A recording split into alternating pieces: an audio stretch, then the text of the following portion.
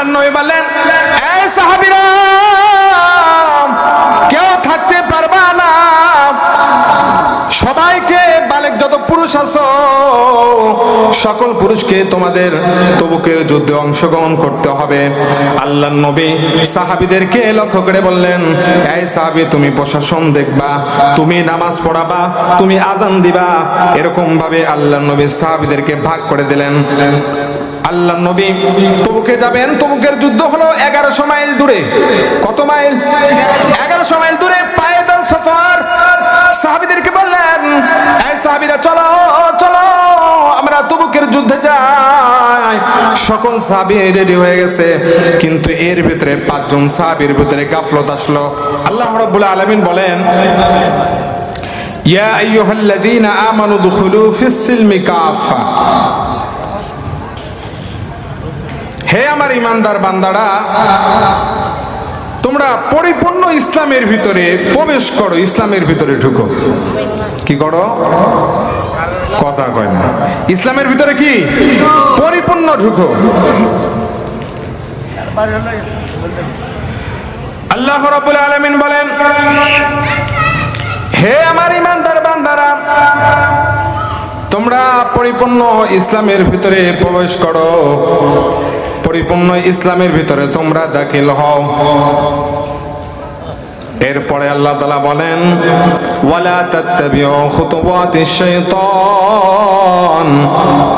তোমরা শয়তানের পথ, শয়তানের পথে তোমরা অনুসরণ করো না, শয়তানের পথ তোমরা অবলম্বন করো না। এরপরে আল্লাহ বলেন, ইন্নাহু লাকুম আদুউম মুবিন। নিশ্চয় শয়তান তোমাদের প্রকাশ্য শত্রু, তোমরা শয়তানের পথ অবলম্বন করো না। আল্লাহ তাআলা এই আয়াতের ভিতরে 2টা ভাগ করেছেন। একটা হলো আল্লাহ তাআলা বলেছেন পরিপূর্ণ ইসলামের ভিতরে ঢুকো, আর দ্বিতীয় নম্বরে হলো তোমরা শয়তানের পথ অবলম্বন করো না। অর্থাৎ বান্দা নামাজ ফরজ, নামাজ পড়, রোজা ফরজ, রোজা কর, পর্দা ফরজ, পর্দা কর। এই বান্দা আমার হুকুম, আমার হুকুমের ব্যাপারে তোমরা পরিপূর্ণ মানো। কিছু মানবা, কিছু মানবা না, এটা কোনো মুসলমানই হইতে পারে না, কোনো ইমানদারি হইতে পারে না। মুসলমান কোনোদিন অর্ধেক মানবে আর অর্ধেক মানবে না, সে কোনোদিন মুসলমান হইতে পারে না। ঠিক না? ঠিক জোরে কর। কিন্তু এই ইসলাম মানতে গেলে শয়তান বাধা দেয়। কে বাধা দেয়? জোরে কথা কন। শয়তান বাধা দেয়। আমি যাবো নামাজ পড়বো, কিন্তু শয়তান বলবে না না তোরে নামাজ পড়তে দিব না। শয়তান আছে না নাই? জোরে কন।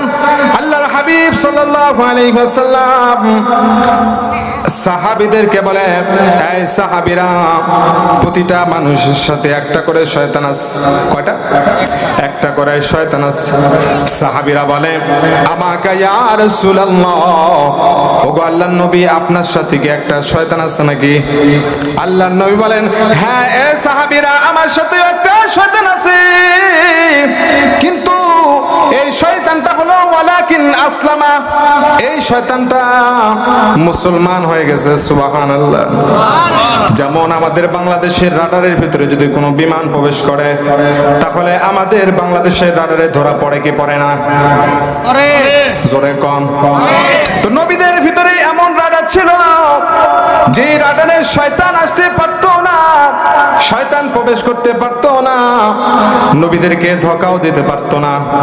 শয়তান যে আছে, আরেক সাহাবী ঘটনা 2 মিনিটের ঘটনা বললে বুঝতে পারবেন শয়তান আছে না নাই। হযরত আমিরে মুআবিয়া রাদিয়াল্লাহু তাআলা আনহু, উনি তাহাজ্জুদের নামাজ পড়ে। কিসের নামাজ? জোরে কোন। তাহাজ্জুদের নামাজ পড়ে।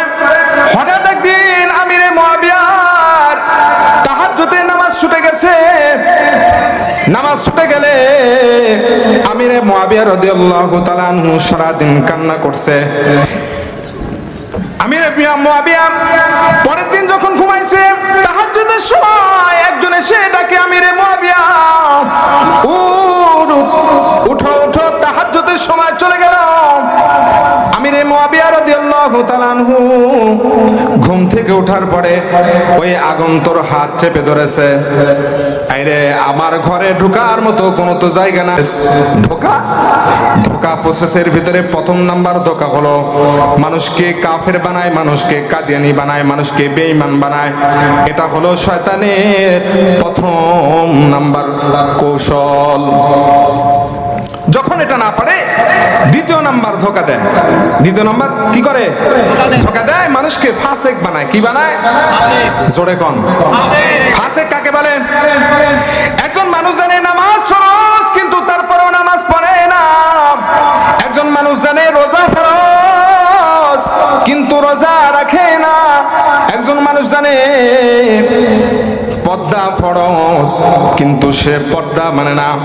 আল্লাহর হুকুম জানার পরেও যে আল্লাহর হুকুম মানে না, তাকে ফাসিক বলে। কি বলে?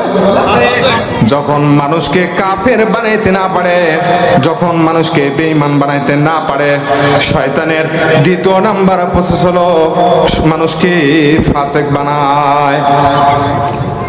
কি করে? ফাসিক বানায়। যদি এটাও না পারে, ফাসিক বানাইতে না পারে, তিন নাম্বার ধোঁকা হলো মানুষের ভিতরে অলসতা ঢুকায়। কি করে? মানুষের ভিতর অলসতা ঢুকায়। যে নামাজের আজান দিয়েছে বলবে এখনো তো আধা ঘন্টা সময় আছে, আধা ঘন্টা পরে নামাজে যাব। ঠিক না? ঠিক। তাকবীরে উলা ছাড়া নামাজ পড়ায়, তাকবীরে উলা ছুটায় দেয়, এক রাকাত ছুটায় দেয়। এরকম মানুষ নামাজি আছে না নাই? জোরে কোন? তাকবীরে উলা ছুটায় দেয়। এই শয়তান তিন নাম্বার ধোঁকা প্রসেস তার উপরে প্রয়োগ করে। কিন্তু অলসতা করলেও আল্লাহর নবী সাহাবীদেরকে পানিশমেন্ট দিয়েছেন, সাহাবীদেরকে আল্লাহর নবী শাস্তি দিয়েছেন। আল্লাহর নবীর জীবনের শেষ যুদ্ধ হলো তবুকের যুদ্ধ। যে যুদ্ধে আল্লাহর নবী সাল্লাল্লাহু আলাইহি ওয়াসাল্লাম সশরীরে, যে যুদ্ধে আল্লাহর নবী সেনাপতির দায়িত্ব পালন করেছিলেন, যে যুদ্ধে আল্লাহর নবী সশরীরে উপস্থিত থেকে যে যুদ্ধটা পরিচালনা করেছিলেন, সেই যুদ্ধটার নাম হলো তবুকের যুদ্ধ।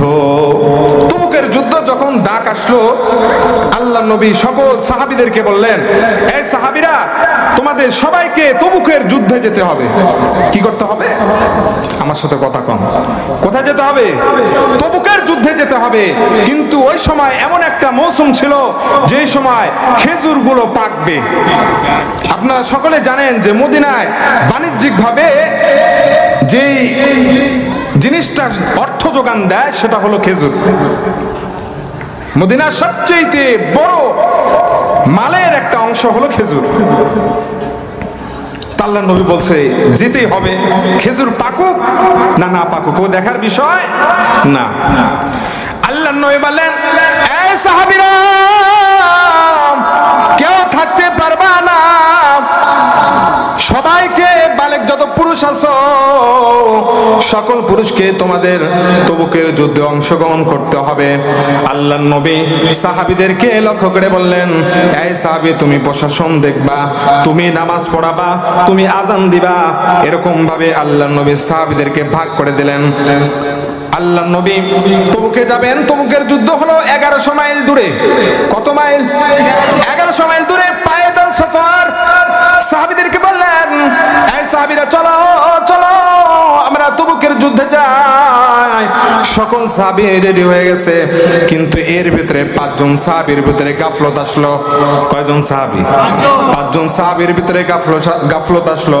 আল্লাহর নবীকে বললেন, ওগো আল্লাহর নবী, আমরা আমাদের দ্রুতগামী ঘোড়া রয়েছে, আমরা দ্রুতগামী ঘোড়া নিয়ে পরে তবুকে গিয়ে আমরা শামিল হব। ওগো আল্লাহর নবী, আপনি যুদ্ধে যান, আমরা পরে যুদ্ধে যাব। আল্লাহর নবী যুদ্ধে চলে গেছে। এই 5 জনের ভিতরে 2 জন আবার বলে, হায় হায়, আমাদের তো শয়তানে ধরছে, আমরা যদি এখন যুদ্ধে না যাই মুনাফিকদের পাল্লায় পড়ে যুদ্ধে যাওয়া হবে না। যুদ্ধে আমরা যেতে পারবো না, আমাদেরকে মুনাফিকের পাল্লায় পড়ে মদিনায় থেকে যেতে হবে। না না, এদের সাথে থাকলে হবে না, আমরা তবুকে শামিল হয়ে যাব। দুইজন সাহাবী উঠে তবুকে রওনা দিয়ে তবুকে তারা যুদ্ধে শামিল হয়ে গেছে। আর তিনজন মদিনায় আছে কয়জন? একজন হলো কাব ইবনে মালিক, যিনি হাদিসটা বর্ণনা করেন, এই কাব ইবনে মালিক। আর দুই নম্বরে হলো হেলাল ইবনে উমাইয়া। আর তিন নম্বরে হলো বরারা ইবনে রবিআ রাদিয়াল্লাহু তাআলা আনহুম। তারা আজ যায় কাল যায় বলে বলে তারা মদিনায় থেকে গেছে, আর তবুকে যুদ্ধে যেতে পারে না। তারা আর মদিনায় থেকে বের হতে পারে না। হঠাৎ করে একদিন আল্লাহর নবী যুদ্ধ শেষ করে মদিনায় প্রত্যাবর্তন করবে। এখন কাব ইবনে মালিক বলে, আল্লাহর নবী তো আমাকে এসে জিজ্ঞাসা করবে, কাব তুমি মদিনায় তুমি কেন যুদ্ধে গেলা না? করবে কি করবে না? তুমি থেকে গেছো, কেন যুদ্ধে যাও না জিজ্ঞেস করবে না? তো কাব ইবনে মালিক উনি এমন মানুষ ছিল যে কথা শিল্পী মানুষ, অনেক কথা বানাইতে পারতেন, সুন্দর সুন্দর কথা রেডি করছেন যে আল্লাহর নবীকে বলবেন, ওগো আল্লাহর নবী আমি এই এই কারণে তবুকের যুদ্ধে শামিল হইতে পারি নাই। তো আল্লাহর নবী যখন মদিনায় আসলেন, মসজিদে নববীতে 2 রাকাত নামাজ পড়ে সাহাবীদের সাথে দেখা করলেন। দেখা করার পরে কাব ইবনে মালিককে বললেন, এই কাব তুমি কেন যুদ্ধে গেলে না? কাব ইবনে মালিক বলেন, আল্লাহর রাসূল যখন আমাকে বলেছে, এই কাব তুমি কেন যুদ্ধে গেলে না, যখন এই কথা আমাকে জিজ্ঞাসা করেছে, আমি যত কথা বানাইছিলাম সব কথা আমি ভুলে গেছি। সুবহানাল্লাহ। সত্য কথাই আল্লাহর নবীকে বললাম, ওগো আল্লাহর নবী অলসতা করে করে যেতে পারি নাই, শুধু অলসতা করে করে মদিনায় থেকে গেছি। ওগো আল্লাহর নবী আপনি আমাকে ক্ষমা করে দেন। আল্লাহর নবী বলেন, এই কাব তোমার কাছে কি দ্রুতগামী ঘোড়া ছিল না? কাব ইবনে মালিক বলে, গো আল্লাহর নবী একটা ঘোড়া নয়, আমার কাছে দুইটা ঘোড়া ছিল। কয়টা? আল্লাহর নবী বলেন, এই কাব তুমি কি তোমার কাছে কি টাকা ছিল না যে টাকা দিয়ে বাজার করে দিয়ে তুমি যেতে পারতা? হ্যাঁ আল্লাহর নবী ছিল। এই কাব তুমি কি অসুস্থ ছিলা? বলে না না ইয়া রাসূলুল্লাহ অসুস্থ ছিলাম না। ওগো আল্লাহর নবী অলসতা করে করে আর যাওয়া হয় নাই। আল্লাহর নবী মদিনাবাসীদেরকে ডাকতে বলেন, এই মদিনাবাসী তোমরা এই তিনজনের সাথে আর কেউ কথা বলবা না, সালাম দিবা না, সালাম দিলে উত্তর দিবা না, তাদের সাথে লেনদেন করবা না। ওগো ও আমার সাহাবীরা, ও মদিনাবাসীরা, আজ থেকে এই তিনজনকে বয়কট করা হলো, তারা আর মদিনায় কারোর সাথে কথা বলতে পারবে না। নাউযুবিল্লাহ। এখন কাব ইবনে মালিক নিজেই বর্ণনা করেন, নিজেই লেখেন, হায় রে আমার পুরা কপাল, আল্লাহর রাসূল তবুকের যুদ্ধে গিয়েও আমার কথা জিজ্ঞাসা করেছিল, কাব আসে নাই। আল্লাহর নবী আমার কথা জিজ্ঞাসা করেছিল কিন্তু আমি যেতে পারি নাই। হায় রে পোড়া কপাল। কাব ইবনে মালিক পেরেশানি ধরছে। আর দুইজন সাহাবী আছে, হেলাল ইবনে উমাইয়া, বরারা ইবনে রবিআ, এই দুইজন ঘরের ভিতরে ঢুকে তারা সিজদা দিয়ে কান্না শুরু করছে। তারা মসজিদেও আসে না, কারণ কেউ কথা বলে না। কিন্তু কাব ইবনে মালিক বলে, তারা তো মুরব্বী সাহাবী ছিল, কিন্তু আমি তো যুবক ছিলাম। আল্লাহর রাসূলের পিছনে এসে জামাতে নামাজ পড়তাম, কোন সাহাবীকে সালাম দিলে সালামের উত্তর দেয় না, সালামও দেয় না। কিন্তু আল্লাহর নবীর পিছনে তো জামাতে নামাজ পড়া হইতো, এই জন্যই আমি আল্লাহর রাসূলের সাথে নামাজ পড়ার জন্য মসজিদে নববীতে আসতাম। কিন্তু একটা ফায়দা হতো কি, আল্লাহর রাসূল আমার সাথে কথা না বলুক, আমার দিকে না তাকাক, কিন্তু আমি যখন নামাজ পড়ি আল্লাহর রাসূল আমার দিকে আড়ি চোখে তাকায় থাকে। সুবহানাল্লাহ। আপনারা মনোযোগ, আমি কি ভালো লাগে না? কথা কি ভালো লাগতেছে না? আল্লাহর নবী আমি যখন নামাজ পড়ি অন্যদিকে তাকায় থাকি, আল্লাহর নবী আড়ি চোখে আমার দিকে তাকায় থাকে। সুবহানাল্লাহ। তো 40 দিন পার হয়েছে, কয়দিন? 40 দিন পার হওয়ার পরে, সংক্ষিপ্ত করতেছে সময় কম, সংক্ষিপ্ত করতেছি। 40 দিন পার হওয়ার পরে আল্লাহ নবী কাব ইবনে মালিককে বলে, কাব এদিকে আসো, তোমার বাড়িতে কি তোমার স্ত্রী আছে? বলে হ্যাঁ ইয়া রাসূলুল্লাহ, স্ত্রী আছে। বলে তোমার স্ত্রীটাকে বাপের বাড়ি পাঠিয়ে দাও। পানিশমেন্টের উপরে পানিশমেন্ট, ঠিক না ভাই? কাব ইবনে মালিক বলে, ওগো আল্লাহর নবী, এতদিন তো কথা বলার একটা মানুষ পাইছিলাম ছিল।